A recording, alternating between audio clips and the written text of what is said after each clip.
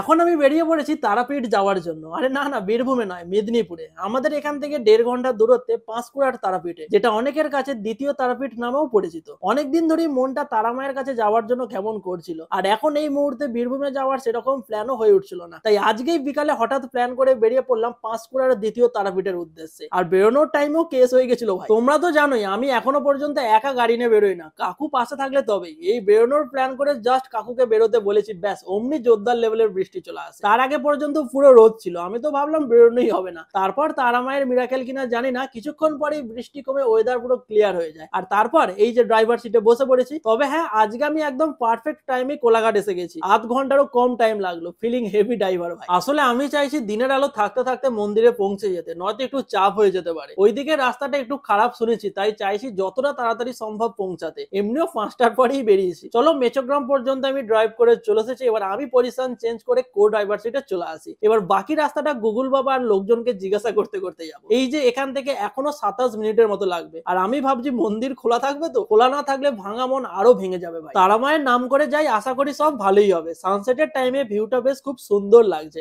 এই যে এই রাস্তাটার কথাই হয়তো আমাকে বলছিল। এতক্ষণ রাস্তা একদম এ ক্লাস ছিল, এখান থেকে পুরো ডি ক্লাস হয়ে গেছে। রাস্তায় ডোবা নাকি ডোবাতে রাস্তা ধরা মুশকিল। তবে হ্যাঁ, ফ্রিতে জোরদার কোমরের ম্যাসাজ হয়ে যাবে। রাস্তা যে কেনা সেটা বালি ফেলে বুঝিয়ে দিয়েছে, আর বালি চুরি রুখতে লোকাল গার্ডসও রেখে দিয়েছে। অনেক দোল দোল দুলুনি খেয়ে ফাইনালি মন্দিরের কাছে চলে আসি। তার আগে লাস্ট এই যে লাল মাটির রাস্তাটা পার করতে হবে। চাকাগুলোর অবস্থা কি হতে পারে একটু ভেবে নাও জাস্ট। সরু রাস্তা, তার উপরে সামনে থেকে আরেক গাড়ি চলে আসলে চাপের চাপ হয়ে যায়। যাক, অনেক কাটাকুটির পর ফাইনালি ফাঁকা মাঠের মাঝখান দিয়ে টুকটুক করে চলে আসি তারাপীঠ মন্দিরে। এই যে গাড়ির চাকার অবস্থা, একটা পুরো লেয়ার পড়ে গেছে। যাই হোক, তারপর নির্দিষ্ট জায়গায় জুতো খুলে পাশেই একটা কুণ্ড আছে, ওখানেই হাত দিয়ে চলে আসি পুজো দেওয়ার ডালা কিনতে। বিভিন্ন রকমের ডালা আছে বিভিন্ন দামে। আমি ওখান থেকেই একটা মিডিয়াম রেঞ্জের ডালা নিয়ে নিই আর সোজা চলে যাই তারা মায়ের কাছে। একদম ভালো টাইমেই এসেছি ভাই। এখন ভিতরে আরতি চলছে, ভালোই হলো। আরতিও দেখতে পাবো আর পুজোও দিতে পারবো, ব্যাস আর কি চাই। ভিতরে এখন আরতি হচ্ছে আর বাইরে আমরা সবাই দাঁড়িয়ে মন ভরে আরতি দেখছি। এরপর কিছুক্ষণ মন্দিরের দরজা বন্ধ করা হবে, মাকে ভোগ নিবেদন করা হবে, তারপর পুজো দিতে পারবো। তার মাঝেই দেখতে পেয়ে গেলাম ওই যে পেঁচাটিকে। তারপর মাকে ভোগ নিবেদন করা হয়ে গেলে আমরা সবাই ভিতরে এসে বসে পড়ি আর পুজো দেওয়ার জন্য ঠাকুর মশাইকে আমার ডালাটা দিয়ে দিই। সত্যি বলছি ভাই, মায়ের দর্শন পেয়ে মনে একটা আলাদাই শান্তি পেলাম। ঠাকুর মশাই একদম ভালো করে পুজো করে দিল। তারপর কিছুক্ষণ বসে পুজো দেখে ঠাকুর মশাইয়ের পারমিশন নিয়ে তারা মায়ের একদম পাশে বসে একটা পিকো তুলে নিই। এত দূর এসে এগুলো পেয়ে সত্যি বলছি একটা আলাদাই জোরদার ফিল হচ্ছে। তারপর মন্দিরের বাইরে এসে আরো কয়েকটা পিক তুলে কিছুক্ষণ বসে চলে আসি চা খেতে। তারপর চা খেয়ে ডাল ভাজা নিয়ে ফাইনালি এবার গাড়ি করে বেরিয়ে পড়ি বাড়ি যাওয়ার জন্য। সত্যি বলছি ভাই, মন পুরো ভরে গেছে এখানে এসে। পরে একদিন আবার অবশ্যই আসবো, তবে দিনের আলো থাকতে থাকতে। আপাতত অন্ধকার রাস্তা দিয়ে যাওয়া যাক। তোমরা যারা আসতে চাও তাদের জন্য রুটটা একটু বলে দিই। মেচোগ্রাম বাস স্ট্যান্ড থেকে সোজা চলে আসবে কালীবাজার, তারপর ওখান থেকে চকগোপাল। কালীবাজার টু চকগোপাল এই রাস্তাটাই একটু খারাপ।